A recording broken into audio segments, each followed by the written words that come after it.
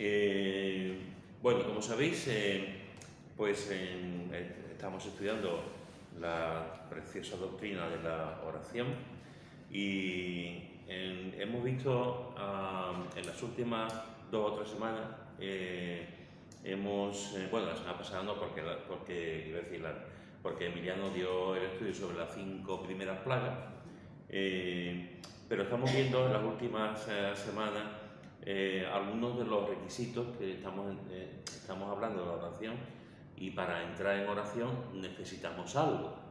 Y una de las cosas que hemos visto es que tenemos necesidad tenemos que tener conciencia de nuestra necesidad de orar. Si no tenemos, pues te vas para acá si quieres, sí, porque te va a dar un dolor de cuello, sí, que hay sitio.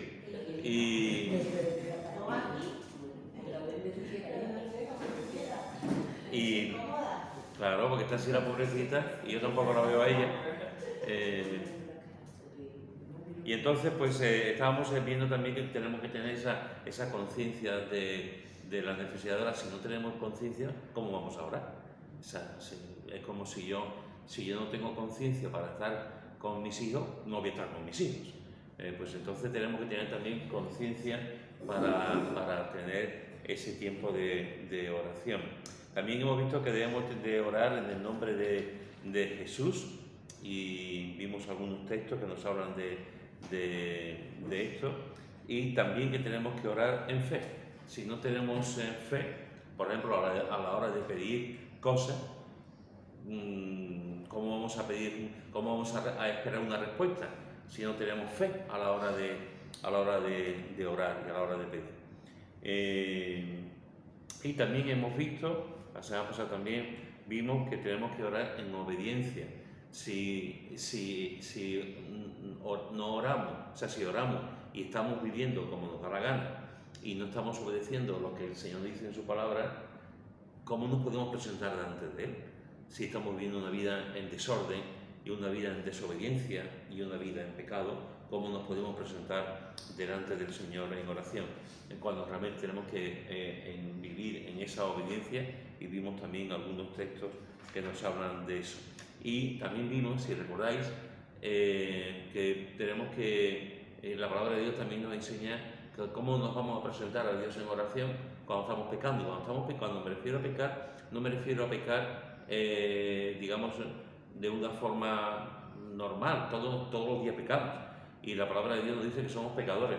Cuando hablo de cómo vamos a orar en pecado, estoy hablando de cuando estamos pecando sistemáticamente, cuando no hay un arrepentimiento, cuando estamos actuando mal, y aún sabiendo que estamos actuando mal, no nos arrepentimos y seguimos haciéndolo. Y encima tenemos el descaro, por decirlo de forma suave, de hablar con Dios, y de pedirle cosas, pedirle bendiciones, cuando estamos viviendo en un pecado, delante de Él, sin mostrar ningún tipo de arrepentimiento. Entonces, ¿cómo vamos a ponernos delante de Él para orar cuando estamos viviendo en pecado? Eso es lo que hemos visto hasta ahora, en el tiempo que llevamos hablando de las cualidades, cosas que tenemos necesarias para acercarnos a Dios en oración. Otra de las cosas que tenemos que tener presente a la hora de hablar con Dios es, tenemos que tener presente su soberanía, la soberanía de Dios. La soberanía de Dios está por encima de todo. A veces me encuentro con creyentes que el tema, la doctrina de la soberanía de Dios, como que les sobrepasa, ¿no? Como que no acaban de entenderlo, por diversos motivos. Yo tengo que confesar que cuando yo entendí bíblicamente el significado de la soberanía de Dios, yo entendí muchas cosas. Y eso en momentos buenos me ha dado mucha tranquilidad, y en momentos malos también me ha dado tranquilidad. Saber que descansamos en Dios y que descansamos en su soberanía. Al fin y al cabo, todo lo que ocurre, aunque parezca que no, todo lo que ocurre está en su mano, y las hojas no se caen de los árboles si Él no lo permite. Todo está en su mano, todo lo permite Él, no ocurre nada en este mundo que no esté bajo la soberanía, bajo el reinado, bajo el control de Dios. Por lo tanto, cuando oramos, una de las cosas que tenemos que aprender es a someternos a la soberanía de Dios, a someternos a esa soberanía en lo bueno, dándole las gracias y la gloria a Dios cuando contesta nuestras oraciones, y también agradeciéndole y dando gracias y sometiéndonos a su voluntad cuando las cosas no van o no responden como queremos nosotros a nuestras oraciones de la manera que pensamos que Él tiene que actuar. Por lo tanto, una de las cosas que tenemos que tener en cuenta a la hora de orar es someternos a la soberanía de Dios. Mirad lo que dice Mateo capítulo 20, Mateo capítulo 20, versículo 20 y 22. Mateo capítulo 20, versículo 20 y 22.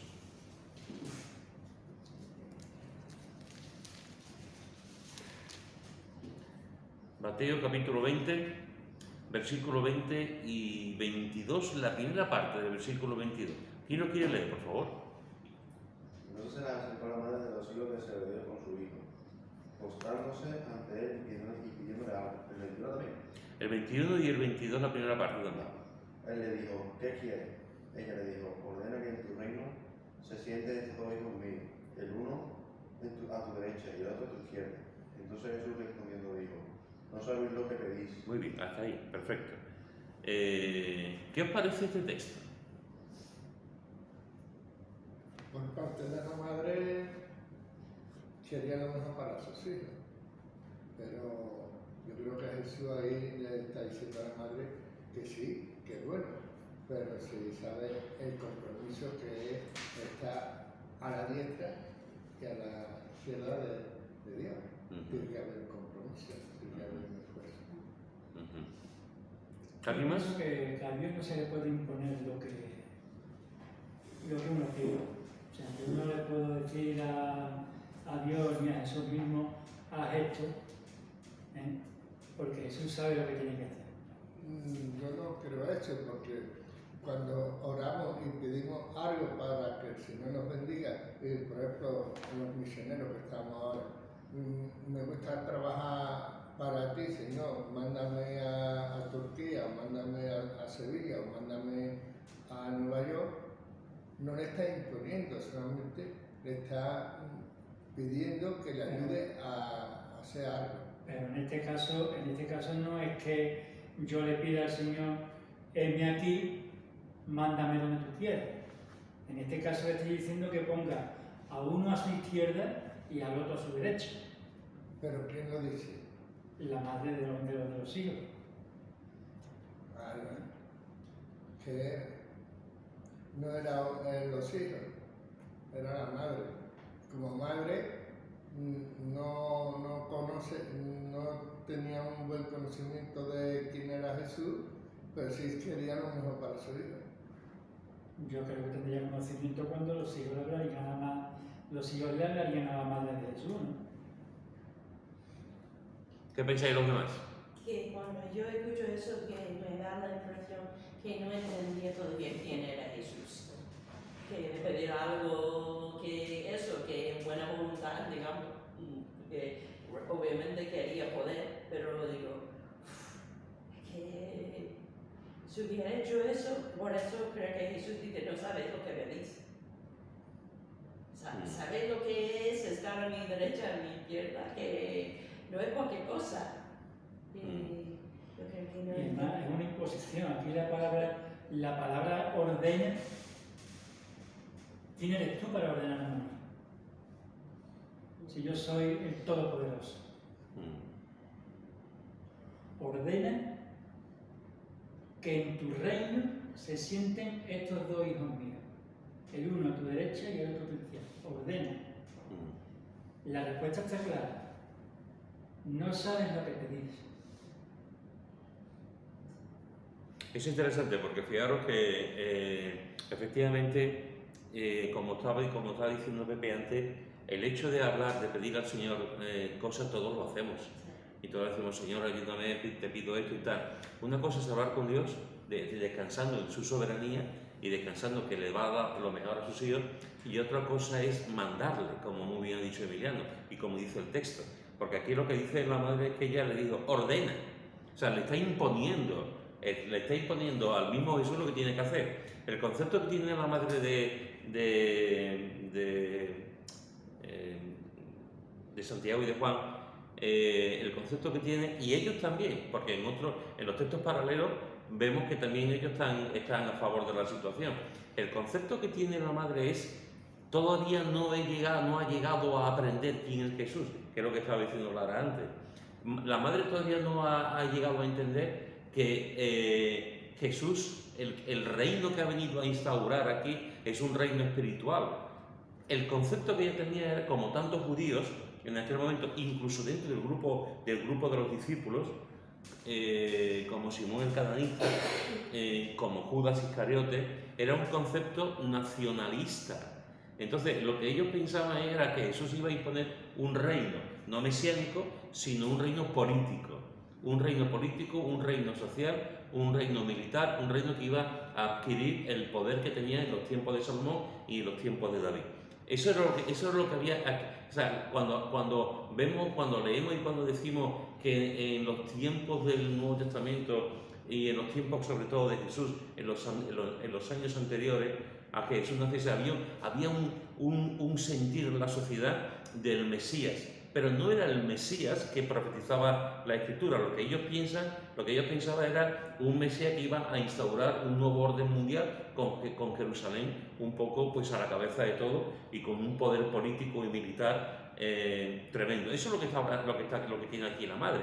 La madre no está diciendo, porque si la madre dijese en tu reino espiritual que ellos te puedan servir, esa sí hubiese sido una buena oración. En tu reino espiritual, aquí están mis hijos para servirte, Señor, y yo misma en lo que tú quieras. Ellos, cuando está hablando de a mi derecha y a mi siniestra, a tu derecha y a tu izquierda, está hablando de un cargo político, está hablando de un cargo importante, como si fuesen sus ministros, unos ministros exteriores y otros ministros interior, como si fuesen ministros. Eso es lo que está diciendo. Además, la mujer todavía no ha llegado a entender realmente quién es Jesús, ni los discípulos tampoco habían llegado a entenderlo. Y después también esa parte, como muy bien mencionado y como dice el texto, esa parte un poco descarada de la mujer, de manda. Menos mal que Jesús es paciente, tremendamente paciente. Al menos yo le mando le mando un rayo, pero Jesús no. Jesús es tremendamente paciente y después le explica, que lo podéis leer después tranquilamente en vuestra casa, pero la respuesta de Jesús es una respuesta realmente muy impactante, muy importante. No sabéis lo que pedís. No sabéis lo que pedís. Fijaros que aquí no está hablando en singular. Aquí no está hablando a la madre, no sabes lo que pides. Está hablando en plural. Es decir, aquí se mete la madre y los hijos. Aquí están los tres. No sabéis lo que pedís. O sea, seguramente lo que ha ocurrido, de hecho, si leéis después el texto, los discípulos se enfadaron. El resto de compañeros se enfadaron como diciendo: ¿y yo? ¿Que vosotros qué queréis? ¿Medrar? ¿Queréis estar los primeros? Y a raíz de ahí Jesús enseña la importancia del servicio y enseña que primero es servir y no está por encima de los demás. Pero se lo dice a los tres. Yo supongo que antes de esta conversación, esto que María y los dos hijos están metidos, la madre y los dos hijos están metidos, supongo que ha habido muchas conversaciones. Y han hablado los tres: hay que ver, está venido Jesús, que ha venido aquí, esto va a ser nuevo, mamá, aquí esto va a ser uno completamente diferente, aquí vamos a alcanzar un poder tremendo, todos vamos a tener responsabilidades. Pues qué bueno sería que Jesús os pusiera a vosotros, porque ustedes tenéis talento, yo os conozco, tenéis capacidades. Vamos a decirle a Jesús que os ponga. Sí, mamá, yo me imagino algo así. Me imagino algo así, muy natural, muy normal, conociendo la condición humana, pero posiblemente por ahí iban los tiros. Y el mismo Jesús le dice: no sabéis lo que pedís. Con mucha paciencia, con mucho cariño. No le dice a la madre: vete por ahí, di a los hijos también, sino: no sabéis lo que pedís. Y después pone un poco de orden en la respuesta. Pero ese concepto de cuando hablamos con el Señor no podemos digamos, dar órdenes a Dios. Pero ¿quién somos nosotros para dar órdenes a Dios? Es Él el que da las órdenes.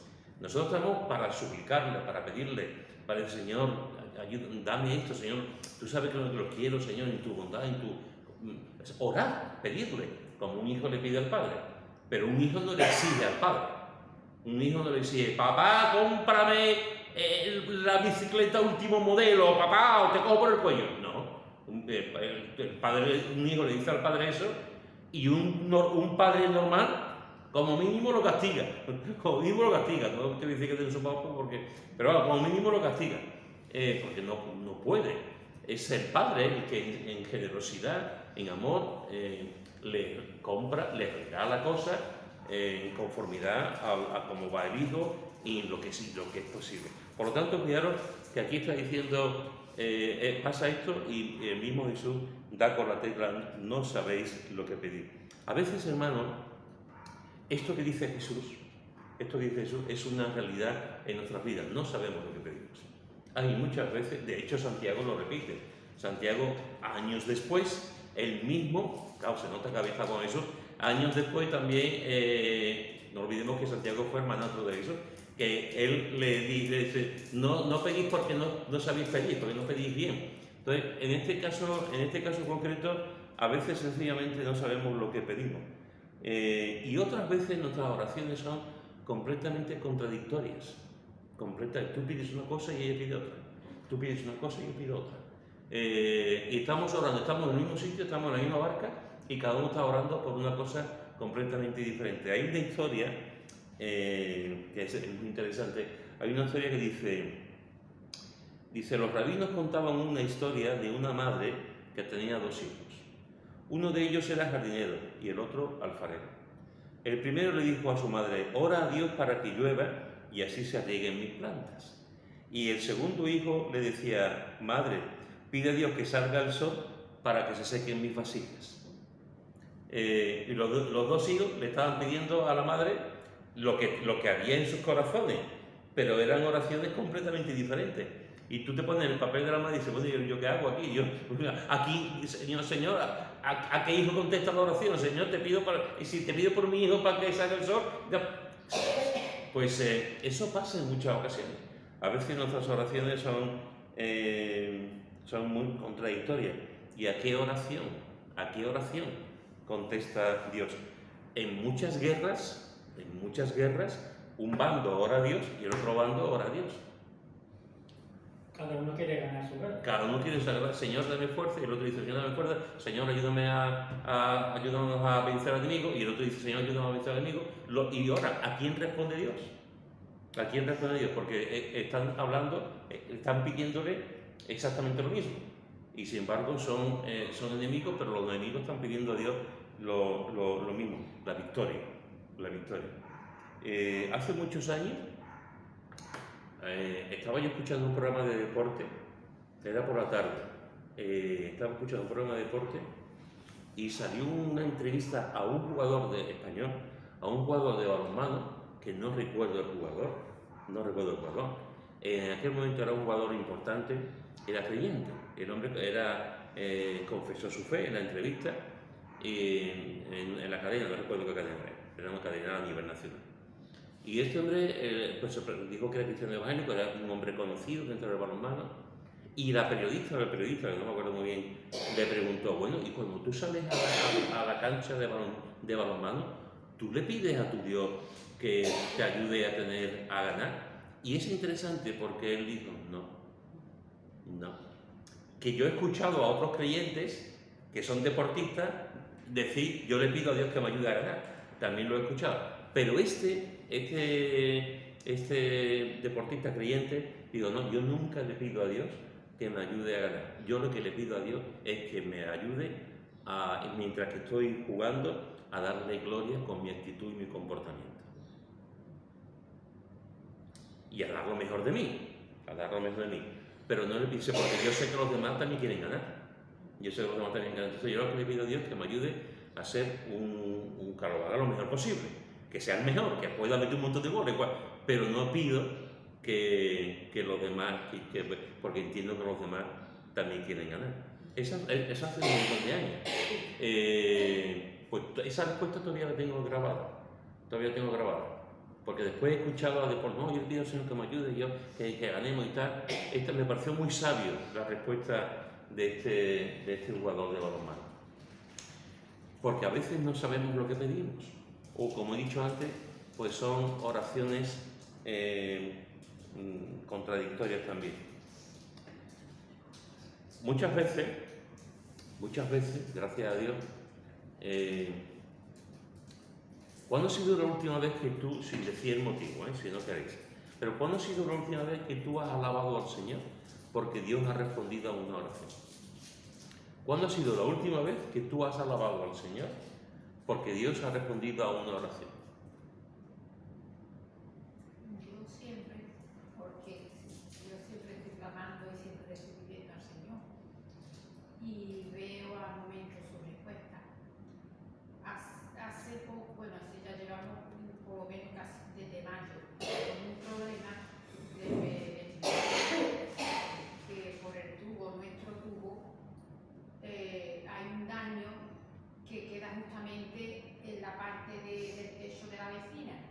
Entonces fuimos al seguro, nos dijeron primeramente que no lo cubría. Entonces mi hijo dice, mamá, dame lo que es donde vienen todas las cláusulas. Dice, yo voy a mirar, estoy mirando. Dice, yo creo que sí. Te han dicho que no, pero yo creo que sí. Entonces estuve hablando con la aseguradora y entonces primeramente me mandan una carta y me dice que no tenemos derecho a nada. Luego mi hijo habla con la aseguradora y le dicen que sí. Viene con una cámara, ven lo que es el daño que tiene y nos dicen que sí. Vamos a la aseguradora a ver la tardanza, cada 2 por 3. Si nos han dicho que sí, hemos ido allí, la muchacha, muy amable, un encanto, que sí, que eso estaba ya perimetrado, que esto ya estaba cerrado y que nos daban 300 euros. Y ahora, después de otra vez de la tardanza y nada, y estamos viendo que lo único que están haciendo es alargando la cara. Y esto me estaba creando un estrés, porque claro, yo creo que quería arreglarle a estos vecinos el problema. Y viendo que la aseguradora, y un estrés grandísimo, ya me estaba, y a Diego lo mismo. Y yo siempre estoy clamando, y yo veo siempre las oraciones, siempre las veo, y cada vez me sorprendo más de cómo el Señor me contesta y veo la salida. Es que veo cómo el Señor se muestra siempre. Y bueno, entonces Diego dijo de contratar a un muchacho, a un compañero de mi hijo. Este muchacho nos llevaba, porque se tiene que la aseguradora nos dice que tenemos que contratar una empresa para que nos hagan el trabajo y luego ya ellos estudiarán, luego ya del peritaje de está todo cerrado, nos dicen que contratemos nosotros una empresa y luego ellos ya valorarán y nos darán lo que ellos crean conveniente. Ya esto digo, ya esto es colmo, ya digo, ya esto no ve salida. Y Diego dice, luego vamos a llamar a este muchacho, y ya llama a este muchacho, ha hecho el trabajo, menos mal que eso no sabíamos, una vez que se descubriera eso, que lo que había ahí o la veía fuera peor, pero gracias a Dios ha tenido arreglo, se ha arreglado y todo nos ha costado también hasta menos, porque pensábamos que digo, veremos a ver por lo que es, bueno, mi hijo está trabajando, que encargaba una empresa y sabía lo que nos iba a costar esto. Y claro, y estábamos y como orando y he visto la mano del Señor obrar en este asunto, porque hemos dicho ya lo que queríamos de solucionar a este vecino el problema y de descansar nosotros, porque nos estaba causando angustia ya el problema, porque no sabíamos por dónde íbamos o lo que esto nos iba a costar o si la avería se agravara más todavía. Y gracias al Señor yo he visto su mano poderosa. Ya has podido alabar. Y Pues, sí, pero hablando de sí, ya, pero bueno, siempre, porque es que siempre está contestando a cualquier circunstancia, cualquier problema que tenga en mi vida, voy, me meto en el cuarto y ya, como yo digo, ya a Diego, que ya está, Diego, tú no te preocupes, que yo he orado al Señor y el Señor va a orar. Y además el Señor me ha confirmado que esto se va a solucionar, porque en el mismo momento que yo me empecé a orar, mandó Lucy una canción y un versículo, y ahora mismo dice, no te dejaré, ni te desampararé. Todo fue terminando orar, escuchar el WhatsApp, abrirlo, y eso para mí fue una confirmación. Para mí fue una confirmación. Y entonces le digo, Diego, que no te preocupes nada más, que yo ya he orado y esto se va a solucionar. Y así fue. Pero que nos ha traído muchos dolores de cabeza. Y tú has sido las dos compañías que no se ponían y que ninguna quieren dar ni solucionarte el problema. Y ya no sabía cómo. Y ya queríamos solucionar al muchacho el problema. Y yo he visto, vamos, orar al Señor y ver sus contestaciones al momento. Eso cuando pasan ese tipo de cosas, porque todos podemos tener en nuestra memoria respuestas de Dios y lo hemos bendecido y hemos alabado al Señor por su respuesta, todos. Y algunos a lo mejor ha sido hace 2 días, otros esta mañana, otros a lo mejor hace 2 semanas, pero todos alabamos al Señor porque Dios nos ha respondido. Eso es lo normal. Eso es lo normal. Cuando el Señor nos responde, lo normal en un hijo de Dios, en un creyente, es alabarlo porque Él, igual que es lo normal, que un padre o una madre que le compra algo a un hijo, no digo a un hijo de 2 años, pues no te va a dar la gracia a un hijo de 2 años, porque todavía no ha llegado a ese nivel, pero cuando tú le compras algo a un hijo, lo normal es que tu hijo, aunque sea tu hijo y aunque haya mucha confianza, diga gracias por comprarlo, eso es lo normal. Cuando alabamos al Señor, cuando el Señor nos vemos sus respuestas y son positivas y son afirmativas, pues alabamos al Señor.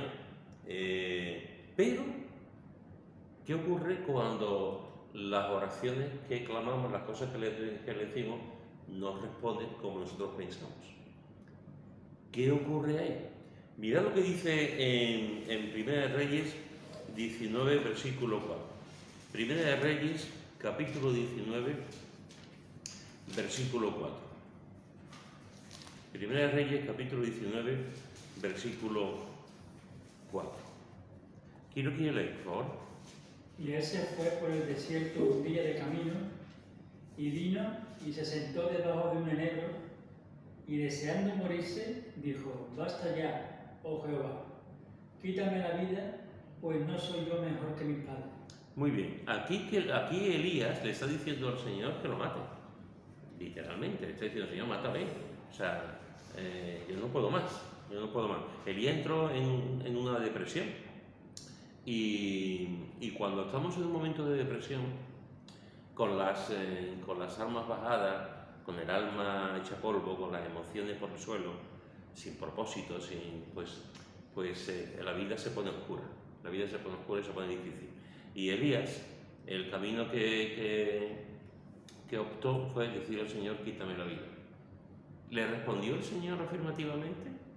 No. El Señor no le quitó la vida. El Señor no le quitó, ni mucho menos.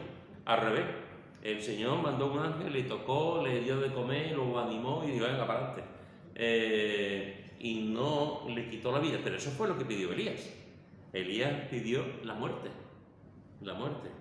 Jonás fue otro que pidió la muerte y tampoco el Señor le respondió.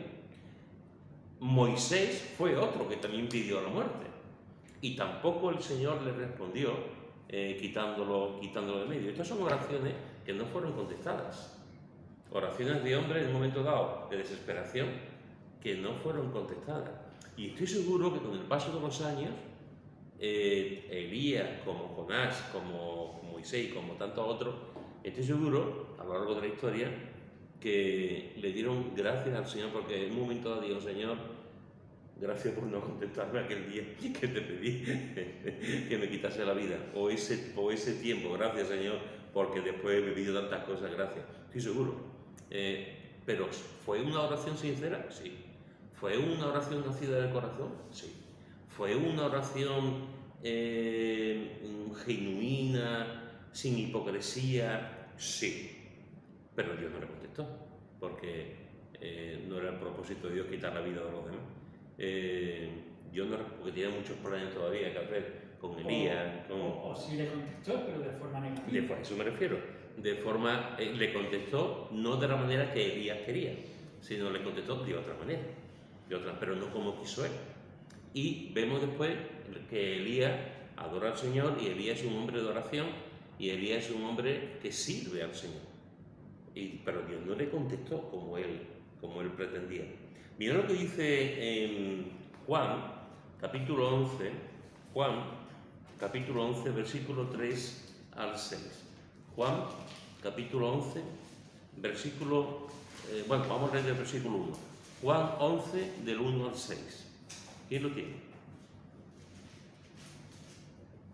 Estaba entonces enfermo uno llamado Lázaro de Betania, la aldea de María y de Marta, su hermana. María, cuyo hermano Lázaro estaba enfermo, fue la que ungió al Señor con perfume y le enjugó los pies con sus cabellos. Enviaron pues las hermanas para decir a Jesús: Señor, he aquí el que amas está enfermo. Oyéndolo, Jesús dijo: esta enfermedad no es para muerte, sino para la gloria de Dios, para que el Hijo de Dios sea glorificado por ella. Y amaba Jesús a Marta, a su hermana y a Lázaro. Cuando oyó pues que estaba enfermo, se quedó 2 días más en el lugar donde estaba. Muy bien. ¿Qué aprendemos aquí de la oración de lo que le piden a Jesús, Marta y María? ¿Y qué es lo que hace Jesús? Seamos pacientes. Que seamos pacientes. Muy bien. ¿Y cómo muestra aquí la paciencia? Que se tuvo que aguantar, esperar 2 días más que Jesús fuera al sitio. Ellos querían que fuera rápido, pero él dijo: no, ya iré. Ya iré, efectivamente. Es interesante porque Jesús, es aquí que el que ama está enfermo. O sea, Señor, mira que Lázaro, tu amigo, está enfermo. Y Jesús tranquilamente le dice: esta enfermedad no es para muerte. Es un texto tremendo. Esta enfermedad no es para muerte, sino para la gloria de Dios, para que el Hijo de Dios sea glorificado por ella. Solamente esa respuesta ya debería de haber tranquilizado a las dos hermanas. Y sin embargo, fijaros que dice que cuando oyó pues que estaba enfermo, se quedó 2 días más en el lugar donde estaba. Se quedó 2 días más. Yo voy a Jesús y le digo: Señor, que mi mujer, mi hija está enferma. Señor, ven ya. Ven ya. Es que tú lo quieres, Señor. Ven ya. Tú sabes. Y Jesús dice: tranquilo, esto no es para muerte, no va a morir. Vale, ya, pero es que está aquí. Y Jesús se queda 2 días más. Y yo supongo que las hermanas dijo: yo se las uñas. 2 días más estando ahí, como dice, y cuando vuelve Jesús: Señor, si hubiese venido, y el retintín, Señor, cuando te lo dijimos, si hubiese venido, no hubiese ocurrido esto, te lo dijimos. Esa es la versión de Pedro. Te lo dijimos. Y Jesús después hace lo que todos conocemos, el milagro, y resucita. Si Jesús hubiese ido directamente cuando escucha la noticia de que Lázaro está enfermo, posiblemente no hubiese muerto. Pero no hubiese ocurrido este milagro. Ni hubiese sido un milagro conocido, la gente lo vio, hubo mucha gente que presenciaron el milagro de la resurrección de Lázaro, y con el paso de los años, millares y millares y millares de personas lo leemos todos los días. cuando leemos la palabra de Dios. Y son palabras de aliento, de ánimo y de ver el poder de Jesús a la hora de hacer milagros, ¿no? Pero en este caso concreto no le hizo caso, no fue. Fue cuando él tenía programado ir, no cuando ella quisiera. Esta es oración, otra petición que no es conforme a lo que ellas pidieron, pero sí conforme a lo que Jesús quería. O sea, no respondió como ellas querían, respondió como él veía, como él sabía que era lo más adecuado. Esto también es importante porque a veces confundimos urgencia con importancia. Y no es lo mismo algo urgente que algo importante. A mí hay gente que me ha llamado a la 1 de la noche, a las 2 o a las 7:30 de la mañana para decirme algo urgente.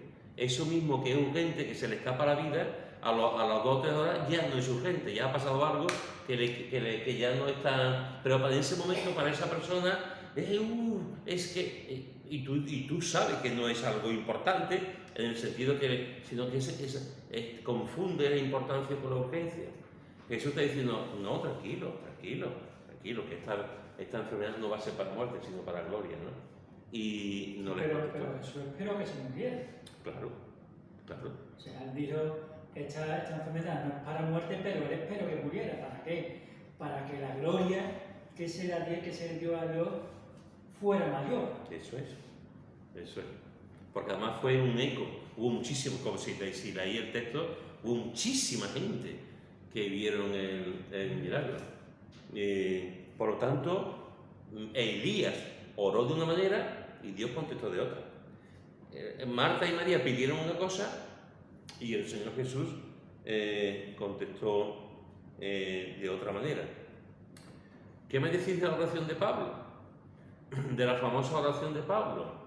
3 veces he pedido, Señor, que me quites y no me lo has quitado. Pues, Pablo le pidió 3 veces al Señor, quítame este aguijón. No sabemos exactamente la naturaleza de ese aguijón, pero quítame este aguijón. Y el Señor se lo quitó. Además, el Señor aquí fue muy contundente. El Señor fue muy clarito con Pablo. No, Pablo, no te lo voy a quitar. De principio, vamos, de principio, es tremendo. O sea, no te lo voy a quitar, pero te voy a mandar mi gracia. No te voy a quitar, pero te voy a mandar para que puedas soportar. Porque quiero que mi poder se perfeccione en la debilidad. No solamente que tú lo veas, sino la gente que está alrededor tuya, que vean que mi poder se perfecciona en ti. Y te voy a usar como tú eres, con lo que estás pasando, para que la gente vea, no te vea a ti, sino me vea a mí. Y no le contestó como él quiso, pero le contestó de otra manera. ¿Qué hubiese ocurrido en nuestras vidas? No sé si lo hemos planteado en una ocasión, si no lo pensamos. ¿Qué hubiese ocurrido en nuestras vidas? No sé si estaríamos aquí hoy en día, cuando Jesús está en el huerto de Getsemaní y le dice, pasa de mí esta copa. Si Jesús, si Dios Padre no le hubiese dado la fuerza, el poder, hubiese mandado un ángel para fortalecerle, si Dios Padre, el Padre le hubiese contestado, le hubiese dicho, vale, no vas a ir a la cruz, veo tanto dolor en ti, veo tanto sufrimiento. Jesús estaba angustiado, completamente angustiado, sufriendo, entristecido hasta lo sumo. Pasa de mí este cáliz, Señor. Claro, después viene la otra parte de la oración, pero hágase tu voluntad. Si Jesús, esa parte de oración, si el Padre hubiese contestado a lo que Jesús pidió, pasa de mí esta copa, ¿qué hubiese pasado? Que no había... no hubiéramos sido salvos, no nos hubiera limpiado de pecado la sangre de Cristo. No había perdón de pecado. Y entonces estaríamos todos donde deberíamos estar. Entonces no hubiera sido una salvación por gracia, hubiera sido tal vez una salvación por fe, como otro nombre. Es que no somos conscientes de esto, porque nuestra mente no llega tanto. Pero ya no solamente el tema de la salvación, ya no solamente el tema de que no hubiéramos sido salvos por fe y nada, es que hubiese ocurrido algo, un cataclismo realmente, porque ¿sería siendo Jesús Dios si hubiese desobedecido al Padre? No. Es que nos lleva a un sitio que puede realmente, o sea, que hubiese ocurrido en esa situación. Pero no ocurrió, gracias a Dios. Menos mal, porque podemos pensar y todo lo que podemos pensar, nada sería bueno. Con esa, porque una de las cosas que vemos en Jesús es que fue obediente en todo. Hasta la muerte. Hasta la muerte, y muerte de cruz. Si Jesús en ese momento, si él dijo, Señor, que Padre, que no, que no voy a sufrir mucho, que no. Dios. La historia hubiese sido completamente, pero no solamente la historia humana, la historia de la divinidad, la historia de la Trinidad, no sé lo que hubiese ocurrido. De luego no estaríamos aquí en el mundo, eso está claro. Bueno, y digo yo, y si no hubiera ido Jesús con el amor tan grandísimo que tiene Dios, ¿le hubiera mandado a otra persona? No, otra persona no, porque no había otra persona. No había otra persona. No había. Lo único que podemos pensar es que en otro tiempo. Lo que sí sabemos es que hay esa oración, pasa de mí esta copa, pero está la otra parte. Pero hágase tu voluntad. Hágase tu voluntad Y no la mía. y no la mía.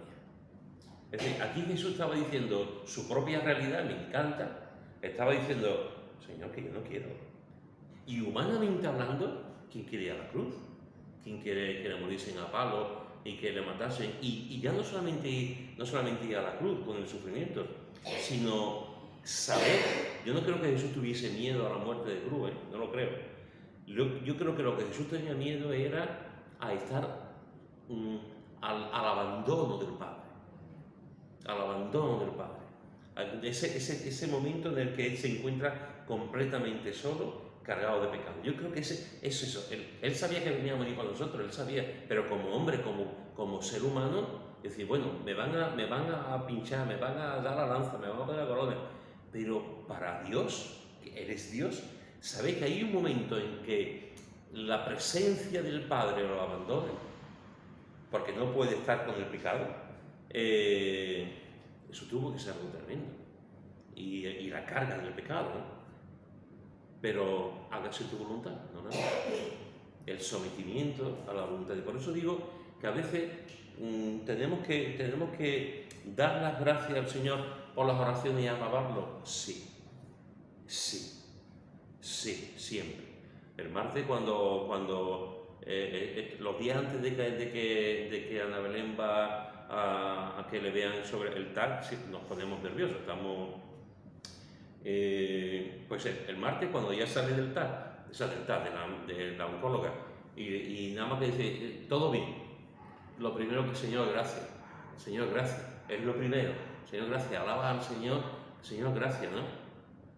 Eso es lo normal cuando el Señor responde, pero hay ocasiones en que no responde como nosotros pensamos, como estos textos que hemos visto y estos ejemplos que hemos visto. Y ahí, y yo puedo decir esto hoy, que es viernes, después del martes. Yo no estoy seguro si yo hubiese dicho esto en otro momento, si las cosas no hubiesen sido la respuesta del martes. Pero lo que realmente tenemos que pensar es, no sea como yo quiero, sino como tú. Es decir, volvemos a la soberanía de Dios. La soberanía de Dios. No como yo quiero, como tú. Que no tiene nada que ver, y no son en términos contradictorios, ni mucho menos como vimos hace 2 o 3 semanas, el hecho de tener fe y el hecho de descansar la soberanía de Dios. O sea, una persona que tiene fe descansa en la soberanía de Dios. Y una persona que descansa en la soberanía de Dios tiene fe. Y pide a Dios por milagros. Esa es su responsabilidad. Dice, Señor, y después descanso en ti, tú sabes lo que tiene lo mío, pero pide con fe, hasta lo sumo, hasta lo último. Pascal dijo en su momento, Solo tú sabes lo que es bueno para mí. Haz pues lo que te parezca mejor. Dame o quítame, conforma mi voluntad a la tuya, y concédeme que con humilde y perfecta sumisión y en santa confianza reciba las órdenes de tu providencia eterna, y que pueda adorar por igual todo lo que me venga de ti, por Jesucristo nuestro Señor. Amén. Pascal, lo que está diciendo, aunque él no lo sepa, lo que estaba diciendo cuando escribió esto, Pascal era un creyente comprometido, científico y comprometido. Pascal estaba diciendo la oración de Job, aunque él no lo supiera. Dios da, Dios quita. Sea el nombre de Dios bendito. Eso es lo que estaba haciendo. Esta frase de Pascal estaba resumiendo la actitud de Job. Jehová Dios, Jehová quitó, sea el nombre de Jehová bendito. Es Job lo que estaba haciendo. Pidió Job, sí. Llegó un momento en que Job le estaba hablando, estaba diciéndole cosas al Señor, sí, pero también aprendió a descansar en la soberanía de Dios. Y de alguna forma, cuando nos acercamos al Señor, tenemos que entender, tenemos que saber que Dios es soberano.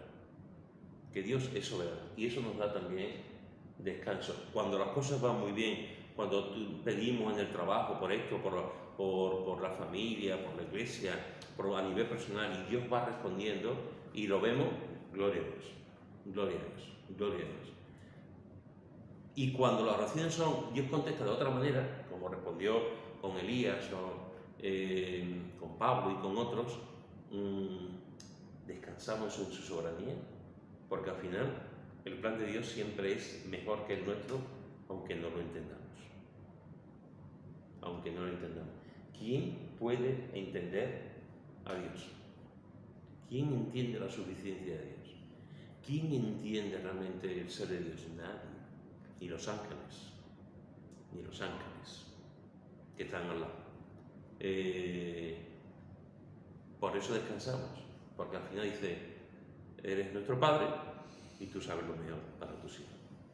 Por lo tanto, una de las condiciones a la hora de hablar con el Señor es pedirle con fe, acercarnos a Él. Como vimos la semana pasada, no podemos pedir al Señor nada si no tenemos fe. Señor, trae un avivamiento en la iglesia de Nueva Vida. Pero si no tenemos fe, ¿cómo se lo podemos pedir? Orar con fe. Señor, que la gente se convierta. Pero si no tenemos fe, ¿cómo podemos pedir eso? Señor, que Pepe Roma Santa se vaya a Barco Lobo. En fin, si no tenemos fe, ¿cómo se va a ir?